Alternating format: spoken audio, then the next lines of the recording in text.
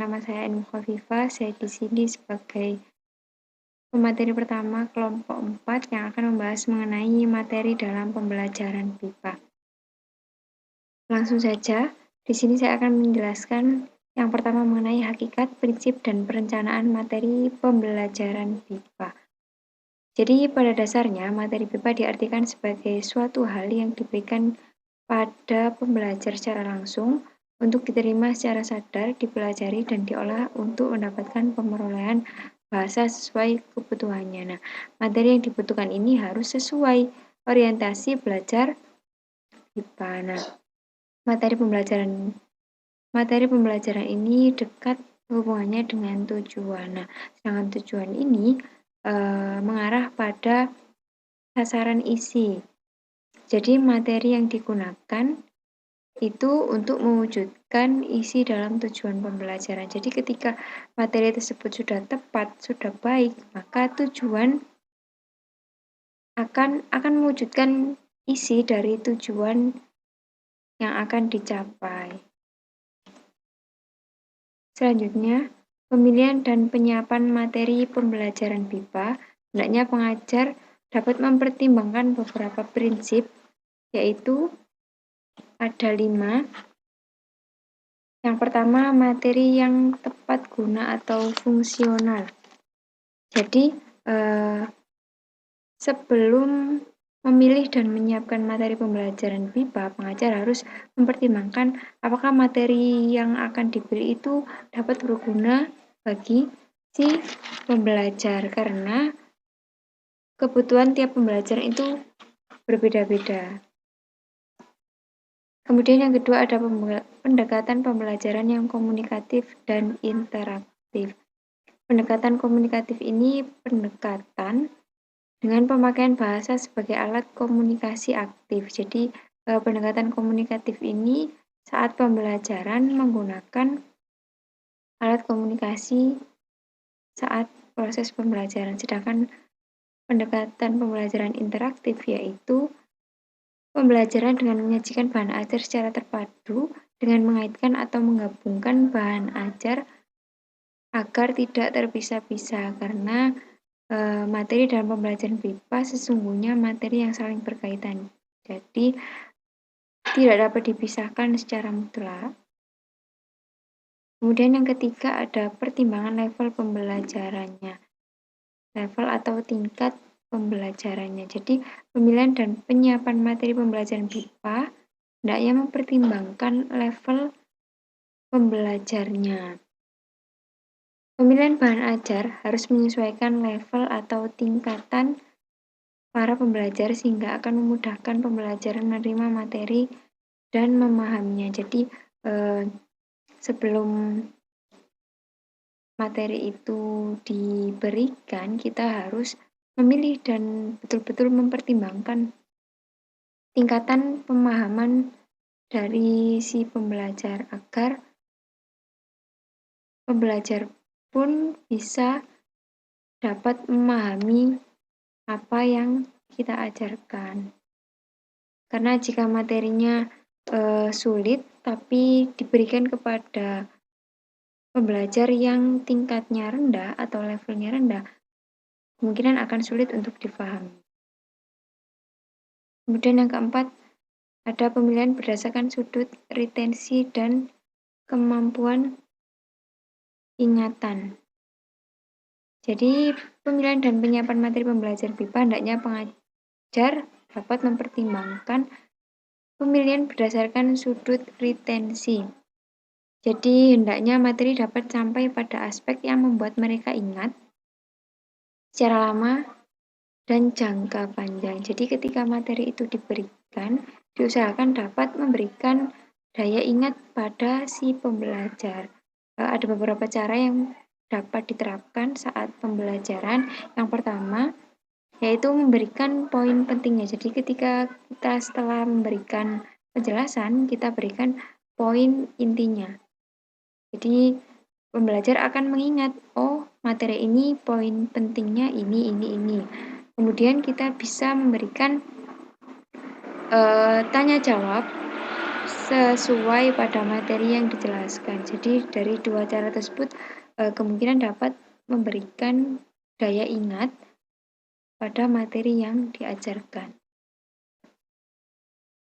Kemudian yang kelima ada visualisasi dalam materi. Jadi pemilihan dan penyiapan materi pembelajaran BIPA harus mempertimbangkan visualisasi dalam materi. Karena materi BIPA diupayakan atau diusahakan disajikan secara variatif dengan pemanfaatan simbol, ikon, dan gambar. Jadi agar tidak membosankan, jadi materi pembelajaran BIPA dapat mempertimbangkan visualisasi dalam materi. Dan penentuan bahan ajar BIPA mempertimbangkan beberapa aspek sebagai berikut. Ada 10, yang pertama adalah kebutuhan pembelajar. Jadi ini sangat penting ya, pemilihan dan penentuan bahan ajar BIPA harus mempertimbangkan kebutuhan pembelajar karena pembelajar memiliki kebutuhan yang berbeda-beda. Kemudian ada tujuan pembelajaran.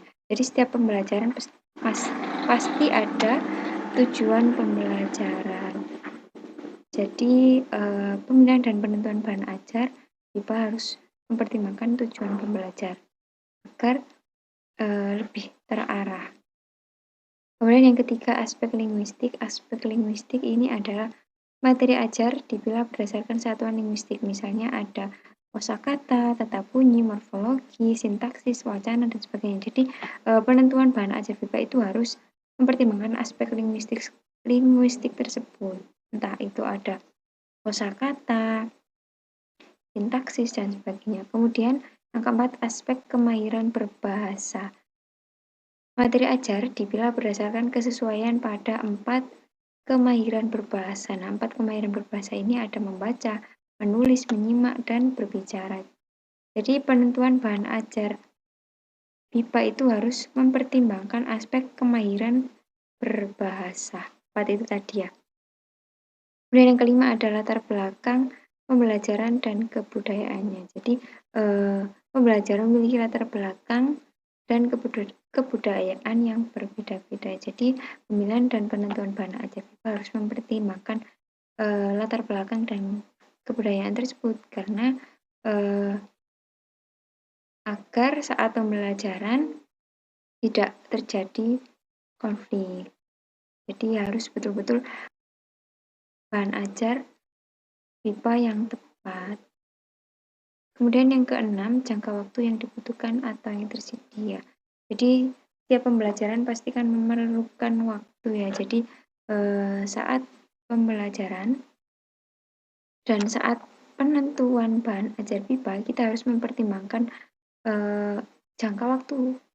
Jadi berapa waktu yang dibutuhkan dan yang tersedia. Jadi kita harus menyesuaikan jangka waktu yang tersedia. Kemudian ada tempat berlangsungnya proses pembelajaran. Jadi sama halnya dengan waktu, tempat juga akan mempengaruhi terlaksananya proses pembelajaran. Jadi ketika tempat yang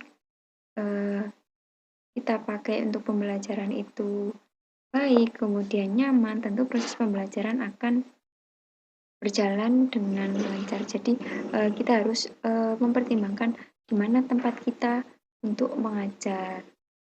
Kemudian ada suasana atau setting. Jadi penentuan bahan ajar BIPA juga harus mempertimbangkan suasana atau setting dengan membangun komunikasi yang baik antara pembelajar. Kemudian memberikan motivasi atau dukungan kepada pembelajar untuk semangat belajar BIPA. Kemudian ada penggunaan bahasa Indonesia calon pembelajar.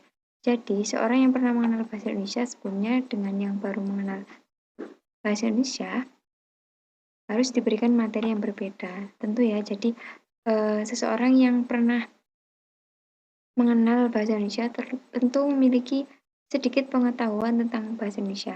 Beda halnya dengan orang yang belum pernah mengetahui bahasa Indonesia. Jadi materi tersebut harus benar-benar dipilih dan ditentukan dan harus berbeda, ya, tidak bisa disamakan. Kemudian yang terakhir ada 10 identifikasi program pembelajarannya.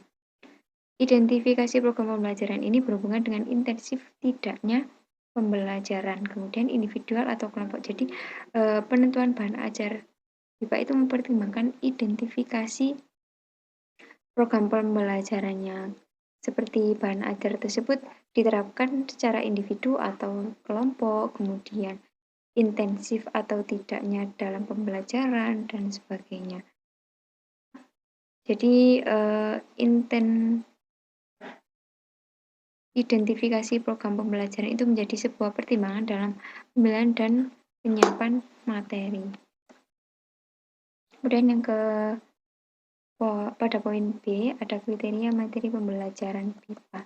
Bahan ajar atau materi dalam sebuah pembelajaran menjadi suatu kunci keberhasilan pembelajaran. Jadi ketika kita seorang pengajar memilih materi atau bahan ajar yang tepat dan yang baik, tentu akan menjadi sebuah kunci keberhasilan dalam proses pembelajaran. Di sini ada beberapa pakar yang menyebutkan bahan ajar atau materi baik itu seperti apa, tapi di sini saya akan menjelaskan salah satu pakar.